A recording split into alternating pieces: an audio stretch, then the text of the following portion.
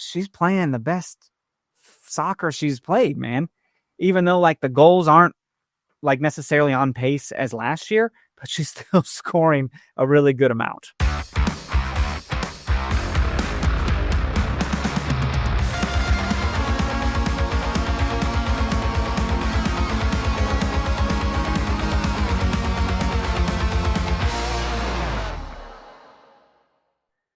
Yo, what up, everybody? Welcome back to another episode of Currently, part of No Other Pod on KCSN. It's the Teal guys, Daniel Kooser, here with Chris Wright for another victory pod. Chris, what's up, man? How are you doing? I love that you dress for the occasion with the victory shirt, man. I'm doing well, though. Victory shirt, dude. And it makes my chest look good, so of course I'm going to wear it on here. Did you get to watch the game this weekend? Of course, man. That was a fun game. Yeah, I'm glad. No UFC conflicts? No UFC conflicts. I believe you got to watch on your phone and was at the sporting game, if I'm correct. Now, here's the deal. I didn't watch. Obviously, you can't watch two things at once. It's just impossible. So last night, before recording, around 9 o'clock, I was like, oh, shit. I meant to watch that game in full, either Sunday or Monday. But we had like family stuff going on, meals and whatnot. So it got away from me. So last night, after getting out of the new Mission Impossible movie, I'm like, okay, I need to watch this soccer game. And I just laid in bed and streamed it on my phone. NWSL Plus, baby. Not a bad platform. Not going to lie. No. Not a bad little web-based video player there. No. Outside of Amazon, most of the games are pretty easy to catch for free. Pretty easy. I wish they had more of a deal with like Paramount Plus or something, because I love the product that Paramount puts on visually. But it is what it is. At least they're getting broadcast, right? Yeah, absolutely.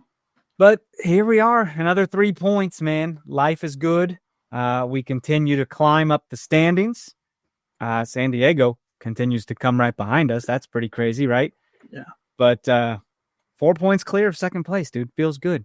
And then guess what? In typical podcast fashion, after recording last week, some stuff happened. Literally like 25 minutes after we finished. Did you know it was that short? Yeah, I just remember log off, hopping back onto work, went to a different room, looked at my phone and saw it. And I was like, you got to be kidding me. I think we messaged our producer, Nick, immediately. It was Nick messaged us and was like, it's uncanny how this keeps happening so quickly. Like, it's clockwork, dude. And it's not small news either. Like it's not small news. I'm like, oh my God, you can't get back on and like amend your podcast. That would just be ridiculous. We could, and he could scissor it in and snip and cut and all that stuff, but let's not make our guys do any more work than they have to. All right, we'll catch you next week. How nice would it have been to have the low breaking news of being called up, while we're recording? That would have been a fantastic moment. But in that sense, you got to release the podcast now. You got to just put it out. Yeah. But we get to react now, dude. Lola Bonta has never been in the women's national team, has always dreamed of it since a little girl, since a little baby. And now she's part of it, man. 3 KC current players in the U.S. women's national team squad for this upcoming couple friendlies. Claire Hutton, Lola Bonta, Michelle Cooper. I was like, isn't Michelle injured? Oh, nope. She got back in. She was in the game Saturday. She subbed in. So we got people getting healthy, man. And Lo calls them. Didn't she call Claire Hutton her junior? Didn't she call her junior? Yeah, joked around about needing an extra paycheck for babysitting. Oh my God! And Claire's like, all right, well, I'll take it. I get it. I'm young ballers, dude. But this is awesome. You got a pair of friendlies against China, PR, and Jamaica, and this is exciting. I hope they all 3 get some playing time, because when you get called into these squads, you're not guaranteed nothing. You might just be in the training camp and you're just practicing and kicking balls around, and then you sit on the bench. It happens. Yeah. So Michelle Cooper has gotten ample time the last time she was there. I kind of wonder if they're going to baby her a little bit since she did return from injury. This is interesting, dude. I'm excited for this. I mean, for Lo, what an incredible, accomplishment or something to happen. Well deserved and earned, by the way. Long time coming. we all know she doesn't get the credit she deserves in terms of, all the dirty work, everything she does on the team. A lot of times we have so much star power on our team. It's easy to talk about a Bia, Chwinga, or Cooper. But, a lot of that gets lost in the midfield. In somebody like her and DiBernardo, man, they just do so much, in the middle of the field and on the back end that I'm glad she's finally getting a call up. 100%. And I know damn well Lola Bonta put in 90-plus minutes on Saturday and thought, hey, coach is here. Emma Hayes was there in the stadium. And she's thinking, okay, I should play really well. So maybe I'll get some minutes and get my first cap at the national team level. And interesting to me, Claire Hutton did not start. Rocky Rodriguez started, and then Claire subbed in. Same time, Michelle Cooper subbed in at the 63rd. So they all kind of got to show off a little bit for the national team coach. I thought that was kind of neat. So yeah, it made me wonder too if clearly they're trying to split minutes and not have these players get a full workload, or the national team players, even though Lowe did have played the whole thing pretty much. But she's played every minute of the season thus far. Lowe has. She does not sub out. She's a workhorse, dude. Well, I think Emma Hayes, if I remember correctly, called her the heartbeat of the team, or Wow. and something to that effect. And she cannot be more correct. I mean, Yep. She is Kansas, even though she's not born and raised in Kansas City, she is Kansas City, and that's such a a great compliment of a city to adopt you as their own. And just carry our values into the team, and whoever comes in, you're adopting that. So she is the heartbeat of our team, and I think we're all going to be, just so excited to see her wear those colors and that crest and get on that field. 100%, dude. Very proud of her. Very proud of all three of those women. Absolutely excited to watch those games and hopefully see them get in there. So also there was some other news. Not as surprising because Nichelle Prince was called up to the Canada women's national team. Seems like Nichelle's always in that conversation. Like she's in that lineup. She's in that world. If they play a game and she's not called, something's up. You know what I mean? So, but still, congrats to her. Very exciting stuff. That we talked to her on the podcast about her gold medal and everything at the 2021 Olympics. So. What I love about this is there is no NWSL this weekend. We get to watch national team games. You're looking at there's Saturday game and Tuesday game for both teams, I believe. And Canada will be playing 2 matches against Haiti. So that's always fun to do 2 matches against the same team, Yeah. So this is her 3rd national team invite of the year. She scored in April in a friendly. We'll be keeping an eye on it, man. It's exciting stuff. No, she's a mainstay of that team, of that national team. So it's really cool to, getting a week off, we still get to watch her play. Oh, yep, absolutely. And we transition to not so happy news. Alana Cook, bro. Alana Cook placed on the SEI list. For those that are new, that's season-ending injury list. And it's not what you want. Not what you want from a starting center back who's been quite the beast back there. We've discussed how this team has depth. We've discussed how Elizabeth Ball is right there, champing at the bit, ready to get going. And so she had to step in Saturday, man, because Alana is out for the season. This sucks because she tore her ACL, her MCL, and meniscus. Basically, her knee freaking exploded. That is, dude, I'm well wishes to her, man. This sucks. It sucks as a player, sucks as a person. You never want to see that happen to anybody, especially somebody who's just, that soft-spoken but very competitive, stalwart that the anchor of the back line, as well as Sharples has been doing. They're different type of players. But she just holds that thing down and it locks it down. And her and Sharples were leading the best defense in the league, right? We had the fewest goals scored, lowest XG, all that good stuff. And she was, a crucial part of that. And to see her go down obviously sucks. And you just kind of wonder how we're going to respond. Thankfully, like you mentioned, we have Elizabeth Ball, who, is obviously a player who can slide in and, try to fill that role as best as possible. But it does kind of, our depth gets a little thinner now. Gabby Robinson, who I, for whatever reason, could not remember her name last week. She's recovering from a season-ending injury as well. Don't know where she's at in terms of a timetable, returning, but hopefully that is sooner than later. Kind of makes you wonder too if Alana Cook was in the conversation for national team call-up. Yeah. Until the injury happened, because we forget she just played against Brazil in April. Yeah, for USA. So she very well could have been in that. We could have had 4 players on the national team, which is wild. One team to have 4 players. I mean, if NWSL was playing during this break, that would torch a team. We went from having 0, U.S. women's national team players to, potentially having 4. Yeah, man. 3 at a time is crazy as well. So, best of luck to Alana in her recovery. This sucks. You hear ACL, but then you see MCL and meniscus. You're like, oh, okay. So it's just all fucked. Great.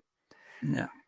Anyways, let's take our first break, and we will come on back and talk all about this victory. Stay right there. Looking for tickets for your next event? Tickets for Less is your #1 source. Save big on every purchase when you use promo code KCSN at ticketsforless.com.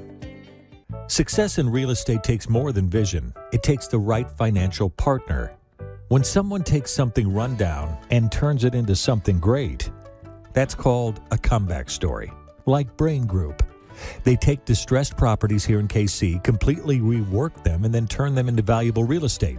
But that kind of work needs the right bank behind it. Enter Emprise Bank. They're not about cookie-cutter loans. They saw Brain Group's vision, backed them, and now they're making big moves in Kansas City real estate. Talk about your partner in possible. Emprise doesn't do one-size-fits-all financing. They invest in potential and back growth. Visit emprisebank.com/KC to learn more. Emprise Bank, member FDIC, equal housing lender. Folks, it's playoff time, and if you're still just watching games, then you're missing out. With Pick 6 from DraftKings, you can turn your hoops knowledge into real cash. Just make your picks, track your score, and if you hit all 6, you're looking at bigger payouts than Prize Picks flex plays. Nobody's dropping better payouts than Pick 6. Hit 6 picks, and that's 25 times your cash. And if you beat your competition, you could be looking at a 500 times bag in your pocket. And right now, new customers can get $50 in bonus picks with just a $5 entry. Here's what you got to do. The playoffs are on, so why not take a shot at making a little money while you're watching? Download the DraftKings Pick 6 app right now and use code KCSN. That's code KCSN to play $5 and get $50 in bonus picks. Better payouts, bigger wins, only on Pick 6 from DraftKings. The crown is yours. Gambling problem? Call 1-800-GAMBLER. Help is available for problem gambling. Call 888-789-7777 or visit ccpg.org in Connecticut. Must be 18 plus. Age and eligibility restrictions vary by jurisdiction. Pick 6 not available everywhere, including New York and Ontario. Void where prohibited. 1 per new customer. Bonus awarded as non-withdrawable Pick 6 bonus picks that expire in 14 days. Limited time offer. Terms at pick6.draftkings.com/promos. Man, I saw the new Mission Impossible last night, and now I'm like, I just want to do spy shit. I just want to live in the shadows, bro. Like these movies continue to entertain. Just a blast. I have not seen the new one. I got some movie pass credits that are. I did. I saw some movie pass credits that are expiring soon, so I need to hop on that. Gotta get on it. It's the last one, right? Like this is it.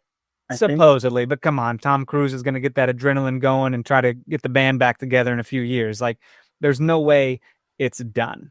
I'll be honest with you. He's going to be 85 years old and jumping out of a balloon from the orbit is what he's going to be doing. This man had a whole plane fight Like they were just in this like 2-seater plane just fighting. I was just tense. I was like, "Whoa, don't fall, Tommy." I mean, he's a very unique individual, but he is dedicated to his craft like no other. 100%. There's a whole submarine thing where I'm just like, "Oh my God." Like it blew my mind. Oh my goodness. Anywho, we didn't mention that Debinha is also hurt. She was called up to the Brazil team, right? Yep. And now her injury has happened. And what's the status or the report on that? We didn't get the nature of the injury, but she did post on Instagram, and basically she'll be out until the end of the summer. Okay. So it's not season ending. Not season That's ending. fine. Yep. She'll be back for a run. We have a big old break in like July or something like that. So this sucked. Yeah. Because she just got back into Brazil. You know what I mean? They just brought her back in and we celebrated it. We're like, Debinha's back in the lineup. And then this happens. A lot of people last year as MVP, leading the MVP charge as well. Yeah, man. Yeah, it's another sad bit. And now Chawinga's going to take over now because, I mean, we're better with both of them on the field. But I also think we're pretty damn good with Bia and Chawinga up there. They just feed off each other so well. 100%. Let's talk about that. Let's talk about them feeding off each other so well because this game went precisely how we thought it would go. 3-1 victory. I did think we would get it done a little sooner. Like it kind of took a while to find that first goal, right? But lineup, Izzy Rodriguez and Haley Mace on the outside backs there. Absolutely. Kayla Sharples, Elizabeth Ball in for Alana Cook. Lorena in goal. Rocky Rodriguez gets her first start of the season. Very cool.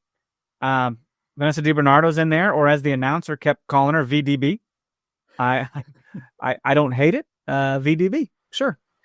And next to Lowe as well. And Chawinga and Bia up top with Nichelle Prince getting a start as well. So this is cool, man. I think we saw Ellie Wheeler up there in that right wing position, and now Nichelle gets some significant time up there as well.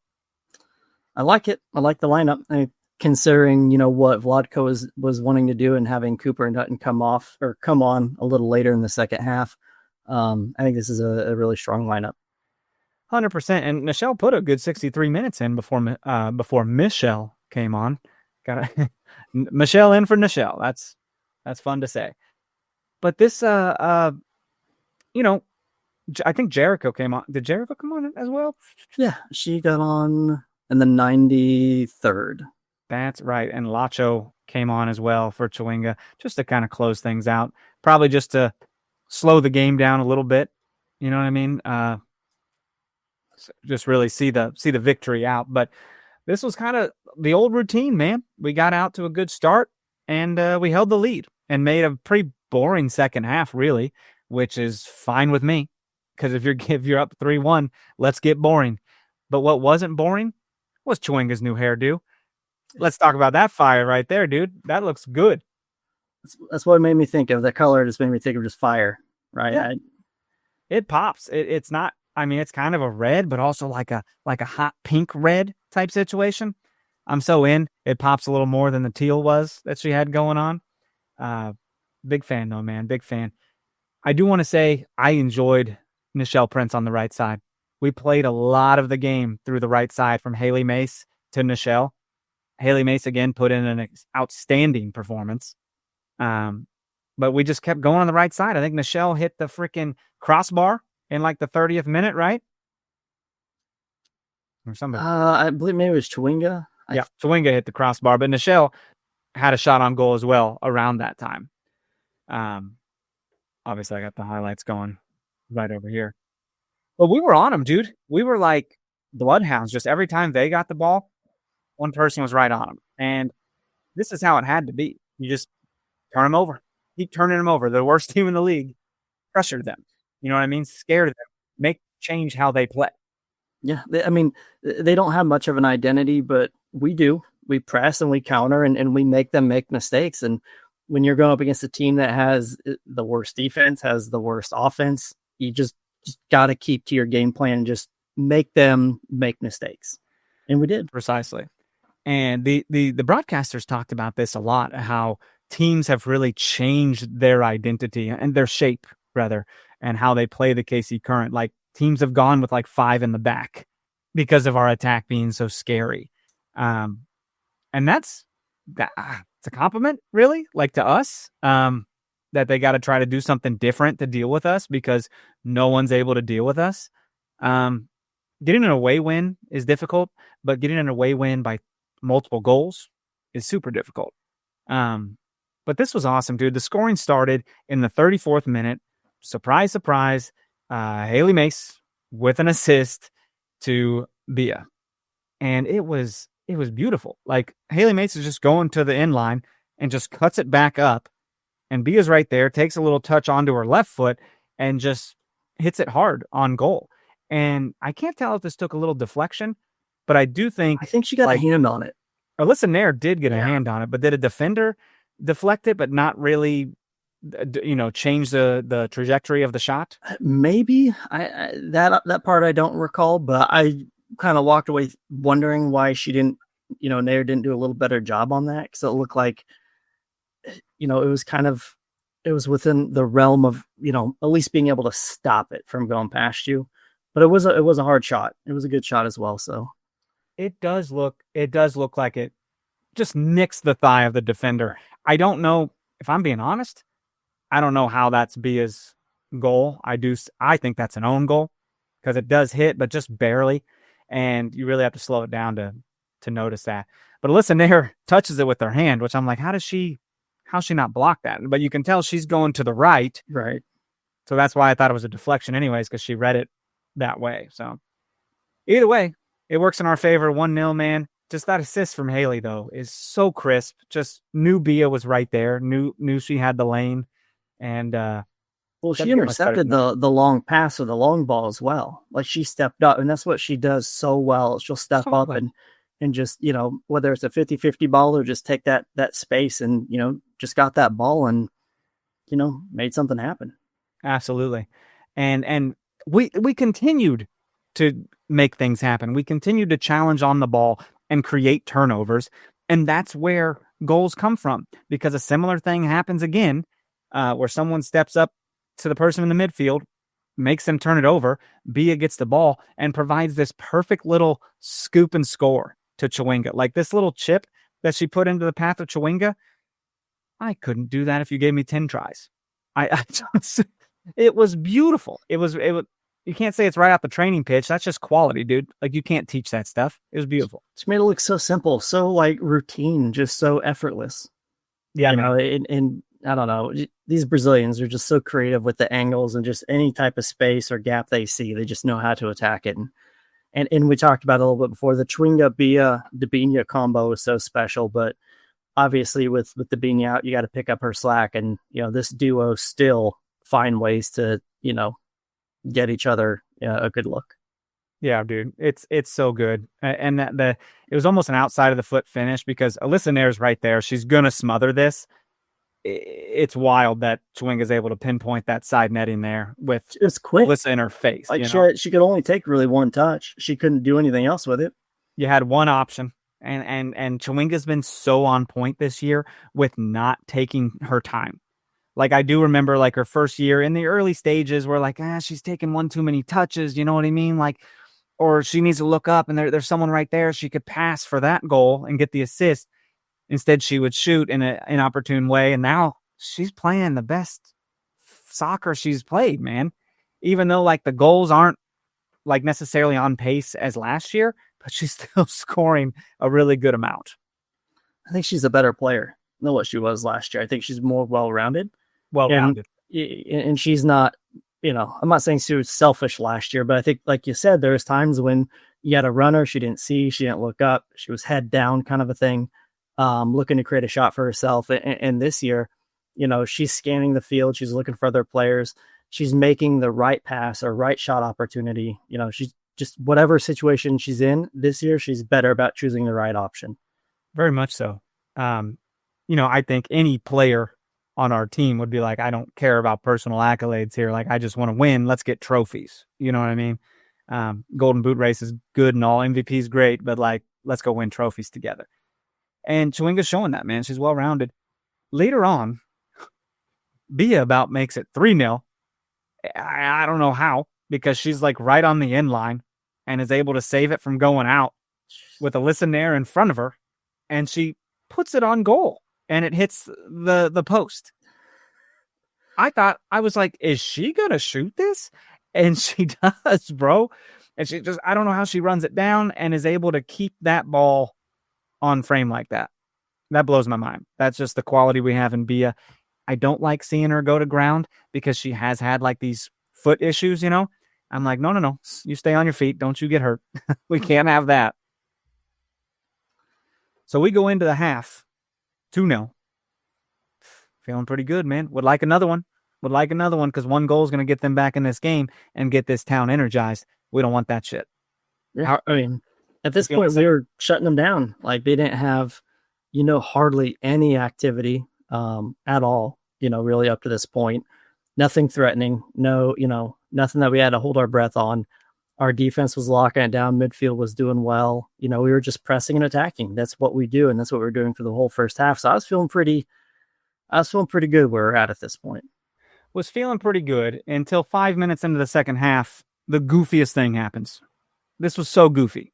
I get it. I not to take away from this shot, but like Lorena was maybe a little too far out of her net for this. I don't know. I don't know how you make that judgment call. Like, Shea Groom's going to get this header on goal, and you have a little more time to react if you're back in your net. I don't know. I think Lorena might play this differently if she had the opportunity. But it's a perfect cross, dude. Shea Groom gets open and just puts a very strong header towards goal. It just felt so weird. I was like, oh no, why is Lorena so far up like that? Well, if I remember correctly, Haley Mace fouled their player that gave him that free kick.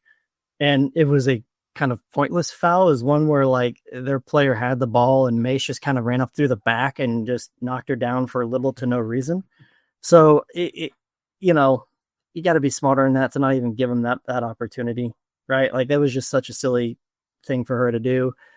And then, Shea Groom and all like five of her, shouldn't have beat out Ball in my mind. Ball and Izzy's right there too. It's just, I don't know. It just feels like we should have done better in every aspect of that. Whether it's Lorena, Ball, Izzy with that little extra, defensive help, or Mace fouling somebody for no reason.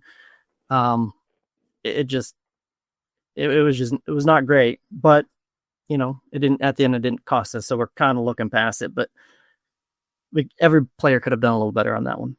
Well, they'll work on that. I mean, set pieces, obviously you probably work on it a ton in training, and not to take away from that service either, though. That was a hell of a ball played in. It was. And Shea Groom was just on it, and she was so emotional after that goal too. Is that just because she hadn't scored in a while, or wasn't she kind of fighting an injury recovery? Yeah, she came back from a pretty bad injury a couple years ago, and trying to battle for a starting spot, and got a goal against her former team, former city. Yeah, so, I guess. Good for her. Yes. Happy for her. Fine, whatever. We don't care. I kind of felt like Cook would have done a little better on that one, but maybe, I don't know, man. Too, but maybe a little miscommunication there too. But like between Izzy and Ball, because they were both in that vicinity. And you didn't think Lorena was too far out of net for that? I have to go back and watch it. I'm gonna go. Yeah, I have to go back and watch it. But maybe I'm sure she would recognize that she probably didn't need to be that far out. But it's a good learning opportunity for that defense as well, especially for Ball, right? Like, she's getting back in the swing of things now. I feel like, her giving that up might push her to be a little more focused later, right? Whenever somebody scores on you, or, you're a key part of giving up a goal, you're going to come back a little more focused and, a little more, intentional in the things you do. Totally. Well, it didn't matter, dude. It didn't last too long, because in the 60th minute, something beautiful happened. We got a little header of our own, and it was amazing. Kayla Sharple's rising above the rest, dude. And how much defenders love to score goals, because it doesn't always happen. Alyssa Nair looks baffled. She thinks there should be a foul. I think in slow motion, it kind of looks like maybe Kayla has her arms on this other player, but not really extended. I think more of like a shielding thing. Yeah, you're absolutely right. It looked more of a shield. She wasn't pushing. I was kind of wondering why Nair was upset as well, but just a beast move by Sharple. She got up above everybody. She kind of protected herself a little bit. And then also motion, it looks kind of like she could have jumped on that player's back a tad. I was wondering, I was like, are they going to review this? Because it potential foul there. I don't know. It could go either way for me. Yeah, I don't think it was enough. Yeah. I feel like you have to stick with the call in the field. I initially was wondering if they're trying to call offsides, but in the replay, Shea Groom kept everybody on. And even then, Sharples wasn't, nobody was past that back line, but beautiful ball by Izzy as well. Her and Mace, man, are serving up some absolute beauties from the outside. It's incredible. I just love when she scores because she celebrates with so much intensity. And it's, like you said, it's center backs don't get to score very often. So when they do, it just all floods out. For sure. Michelle Cooper had a nice chance later on in the second half. Cool to see her on there and really test her shot again just to get one off, from distance. Chawinga had a pretty good shot on goal. Ended up murdering Alyssa Nair, just hurting her. Oh, she came out of the game. I know. It's like 83rd minute, and she kicks it so hard at Alyssa Nair, who kind of, I think, falls back on her wrist a little differently and had to come out. And Haley Makowicz, is that how you say that? She gets to go into the game. We know that name. We drafted her, correct? I have to double check. That's a good. Oh, okay. I hope I'm not making that up. I'm pretty sure that is precisely the I don't know. How do you even type the name, dude? Because that is a nightmare. Is it Hallie Makowicz? I'm pulling it up right now. 32nd overall in the third round of the 2024 draft, but was not signed to the roster. Was coming back from shoulder surgery. So, good memory. There you go. Well, I think it was mentioned on the broadcast as well. But she began her career in Sweden with a 1-year contract over there, 10 appearances for the club, man. And then in December, signed with Chicago. So, and made her debut in May on Saturday. So fun stuff. Nice. Anywho, game ends 3-1. Feeling good. Hey, everyone take a break. Rest up. We don't have to play this coming weekend. Take a minute. And we're going to take a break as well. So stay right there. We'll be right back. Thanks for listening to KC Sports Network. Make sure you download our new app. Find it on the App Store or Google Play. Just search KC Sports Network. Welcome back, everybody. So we are sitting atop the standings with 24 points, 10 games played, positive 15 goal differential. This is getting crazy. It's getting a little out of hand how dominant we're appearing, and better just embrace that villain role, man, because that is what we are. And we get to go into a week with no games. It's national team duty. I do want to take a look around the league real quick about what happened. Orlando crushed Utah. Okay. Washington Spirit got the win. Bay and Houston drew. Louisville beat Angel City 3-2 at Angel City. That surprised me. That was a wild game. Oh gosh. Kayla Fisher. I don't know if you guys remember that name, but she's one of the dirtiest players in the entire league. Ooh. Every time she, the last couple times they played in Kansas City, I think she pulled down DiBernardo, like one of the dirtiest players. Anyway, they were up 3-1 and she pulled a player down by their ponytail. I mean, wow, kind of ponytail head area. It wasn't like they just grabbed and yanked, but it was one of the dumbest things. And it was away from the ball. It was like a cross coming in or something. But it was away from the ball. She got a red, came off, and then that game got pretty wild. Pretty dicey. But, very dicey, but it was a lot of fun. Well, also looks like San Diego had some fun at North Carolina's expense, winning 5-2. They're really finding an identity over there in San Diego. They are becoming a little scary to play, maybe, especially crawling up the standings like they have been, with Orlando and Washington behind them. they should be feeling pretty good, man, feeling like they can challenge for that top spot. So that's exciting for them. I'm glad we played them, at their place when we did, because we kind of hit them in the very beginning before they kind of got a rhythm. We got them at a good time. Exactly. And now we'll get them at home, and hopefully get the job done there.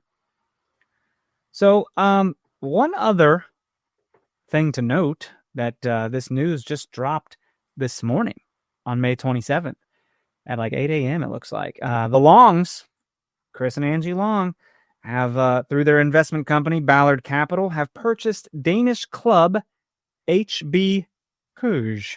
I assume you gotta say that like Køge. They revealed it exclusively to ESPN. They're just like, this is a big deal. This is interesting, man. Chris Long said, we're not stopping here. When we think multi-club, we feel like we've got a blueprint with the Kansas City Current. We feel like we can take that same blueprint, use it here. Although I think there's some definitely different aspects community-wise. And then we have some other conversations ongoing to extend it further. This is crazy, man. I mean, fellow NWSL owner Michelle Kang owns 3 teams and counting. And the majority owner of NWSL's Bay FC recently announced plans to acquire more clubs and establish a global network. So this is not new. This is pretty cool. The Longs will own 100% of the HB Køge's women's team because they don't want the men's side. They separated it from the men's side. They're like, we just want the women's side. And they this is cool, man. I think it's about 30 kilometers south of Copenhagen. And they said they compared it to Kansas City's Midwest values. Okay, so when are we making a trip? I mean, flights are not that expensive going to Copenhagen, but never been to Denmark, man. Never been to Europe. Really? That sounds fun. All right, well, definitely a good reason to go. But I know, super cool, man. I just really like seeing more investment in the women's game, whether it's from the Longs or anybody else or somebody like Michelle Kang. But it's an easy team to easy Danish team to support now, right? Like if you're looking for a Danish team to support, got one for you here. But good for the Longs. Their investment into women's soccer is, it doesn't stop with the Kansas City Current. It's gonna continue to just reach out and affect women's soccer on this planet. And it's really exciting to see what they're gonna do. I imagine they're a little bit of, if a player is doing good over here, hey, maybe we can sign him to the Current. I don't know how that works. If there's any, kind of regulations against that, but could be weird. It gives us a foothold into the European market as well for them, which is really exciting. Well, they're going to double their investment into the academy over there as well, with the goal of making it the best academy in Scandinavia. So that's kind of cool. I mean, we've seen how well it works to really focus on youth and academy and the whole pro player pathway situation, right? Oh yeah. Especially there's no college draft now. So this gives us an opportunity to scout out some of these young players and then, potentially sign them to Kansas City, even if they don't, they're not officially signed to this new team. Yeah. And here's an interesting fact right here, man. The team does not currently sell merch. Wow. That's wild. So I think the Longs will focus on that because that's a lot of revenue right there. So if you're asking where you can buy a jersey or a scarf or something, I don't think you can yet. So keep an eye out for that. Don't be in the Kansas City Current's team store before no time. I do wonder. I'm like, is that kind of like, shitting where you eat situation? Like, how much can you really cross promote when you have two separate things? It's right. It's different with like New York City FC and Manchester City.